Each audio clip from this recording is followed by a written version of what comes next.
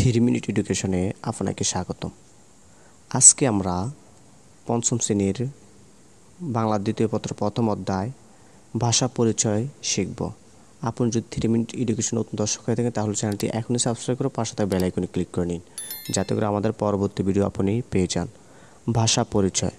মানুষ সৃষ্টির সেরা জীব। মানুষ কথা বলে একজন আর একজনের কাছে মনের ভাব প্রকাশ করে। মানুষ ছাড়া অন্য কোনো প্রাণী কথা বলতে পারে না। মানুষের মুখের কথাই ভাষা। কথা বলার জন্য মানুষ কিছু অঙ্গ প্রত্যঙ্গের ব্যবহার করে।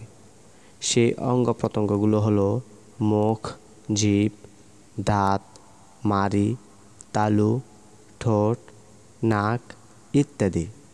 এগুলোকে বলা হয় বাকযন্ত্র। বাকযন্ত্রের সাহায্যে উচ্চারিত ধ্বনি বা ধ্বনি সমষ্টিকে ভাষা বলা হয়। তবে এসব ধ্বনির অর্থ থাকতে হবে। অর্থ না থাকলে ধ্বনিকে ভাষা বলা যায় না। এই কারণেই পশু পাখির ডাক ভাষা হিসেবে গণ্য নয়।